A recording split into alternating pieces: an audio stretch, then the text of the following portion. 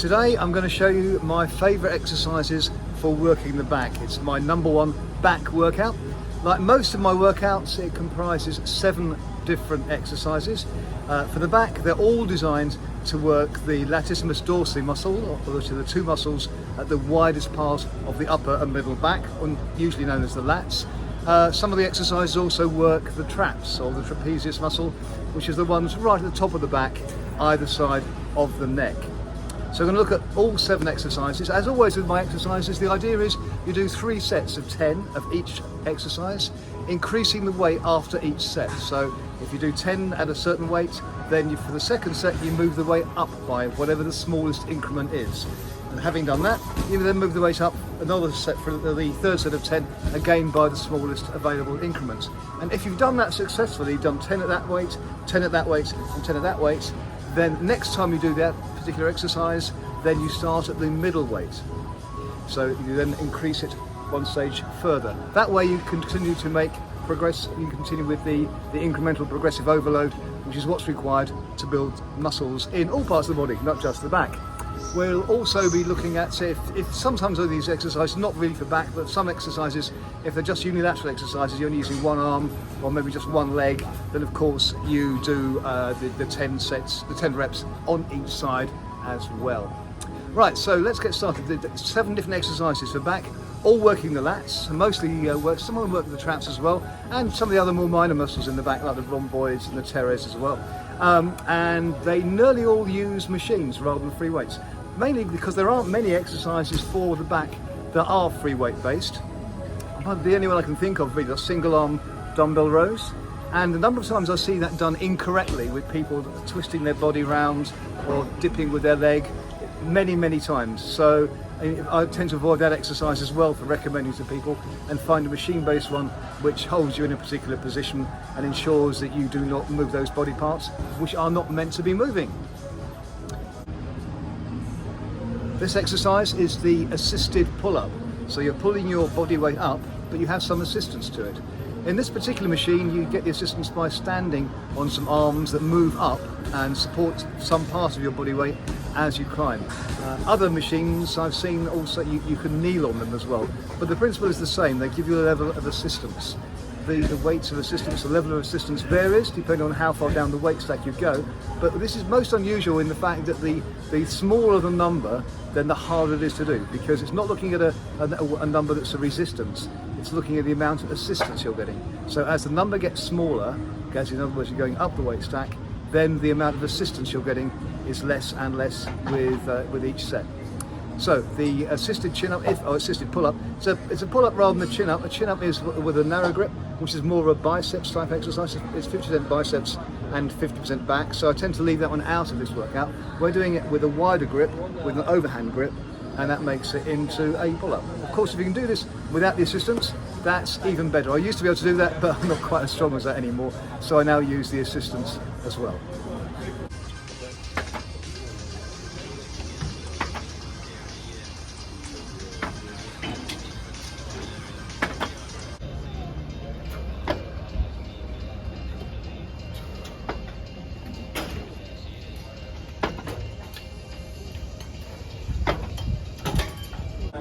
Next exercise is a seated row. There's lots of different machines for doing this.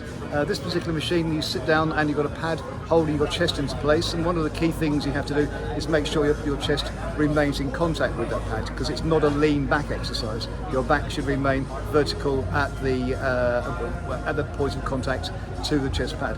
Having grasped both handles, you pull them towards you without leaning further back. If you do lean back, then you're kind of reducing the work for the back. You're putting some more work in the lower back, which is not what the machine's for.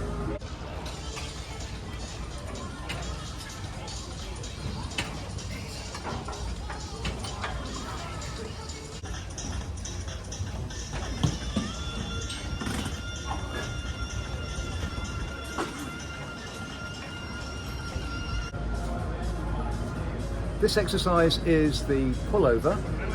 It's something that you see in some gyms as a machine.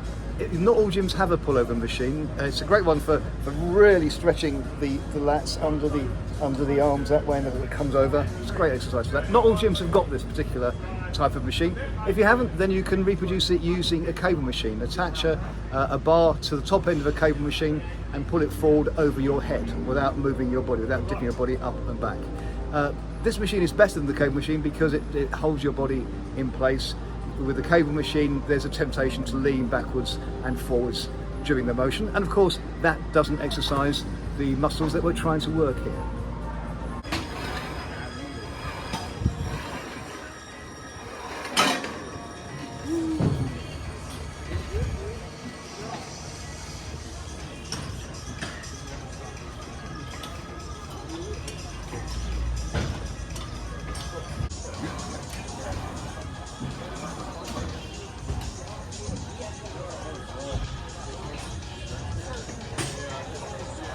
Next exercise is a shrug, shoulder shrug, which is really just lifting up of the shoulders using the traps exclusively. This is the only exercise in my suite of back exercises that really doesn't do anything for the lats, but it focuses the effort solely on these traps at the either side of the neck. It's very tempting on this exercise to bend the elbows, so you try very hard not to bend the elbows. Keep the elbows straight. It's very hard, but you keep the elbows straight, lift, shrug the shoulders up and down again.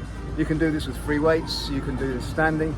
This particular gym has got one that's seating, which is even better because if you're standing, then again the temptation is to put some assistance into it, and you put that assistance into it by putting the legs up and down as you raise the weight. So we don't want to do that. It's not an exercise for legs, it's an exercise for the back. So if you can do it seated, do it seated. I say that for just about every exercise. If you can do it sitting down, then do it sitting down because it'll help isolate the work for this particular movement. So this is a shrug. It's called a shoulder shrug, but it's really for the traps, which are part of the back, so it shouldn't really be called a shoulder shrug, it should be called an upper back shrug. But the muscles worked, as I said, are those trapezius muscles.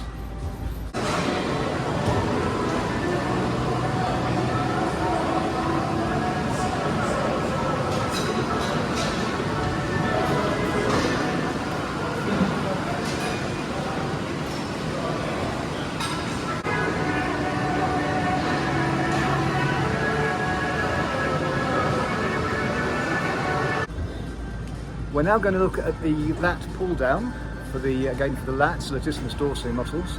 And the lat pull down machine comes in a variety of shapes and a variety of sizes. This particular one is more complex than most. In fact, I don't think I've ever seen a lat pull down machine be quite as complex as this. But they all work in essentially the same way. You're pulling down the weight against the resistance, and you can vary the weight on the machine, and obviously you increase the weight as the 3 sets progress. It's good to get a machine that's got a container, effectively, not a container, a constrainer for your knees, because it's very tempting that you get lifted up as you do this, and the idea is you don't want to get lifted up with this exercise, so you want to have the bar across your knees. So that stops you going up. And another thing to watch out for on this exercise is don't lean back while you're doing it. If you lean back while you're doing it, again, you're bringing into play those lower back muscles, which are not part of this exercise. So try and keep the back as vertical, as straight as you can. Keep your knees wedged well under that constraining bar to stop your knees coming up as well. All focused entirely on the concept of only moving the body parts that are meant to move. And don't be worried about this particular machine. They aren't all as complex as this.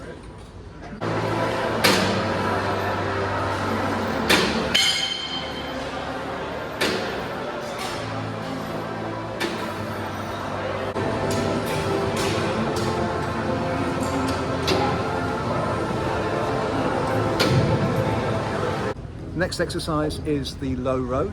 Lots of different machines for this. Sometimes they're called pulling machines, in which case they usually stand alone. But if they're part of a wider cable frame set up like this one is, then it's usually just called a low row or a low seated row. A couple of pointers when you're doing this one: make sure you keep as vertical as possible in the back. Do not lean back as part of the rep. That's not part of the official movement. If you do that, you're transferring some of the effort from the upper and middle back, where you want it, down to the lower back, where you don't want it. So this is a focus for exercise specifically for the upper and middle back, and you do that by not leaning back. The other point to watch out for is do not use your legs during each rep. It's not a leg exercise. Do not spring up and down using your feet. So I avoid that by locking my legs right out and not changing that position during the exercise.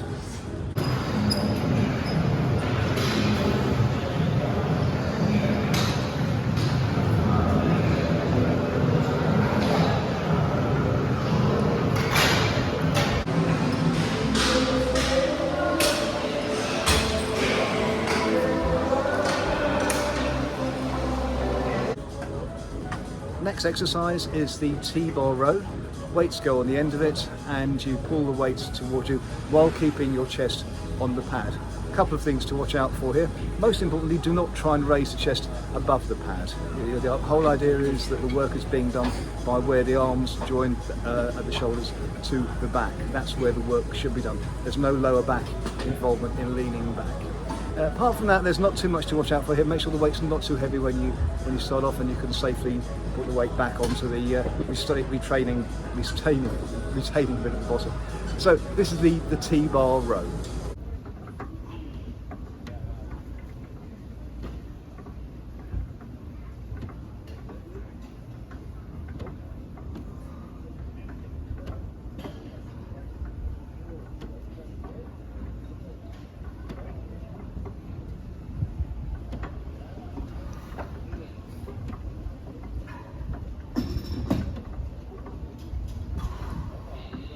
So that's it. That's the 7 exercises in my back workout, all designed to work the lats, some of them designed to work the traps as well, and they all tend to involve, to a certain extent, the other back muscles, the smaller back muscles, the rhomboids and the pterygids, for example.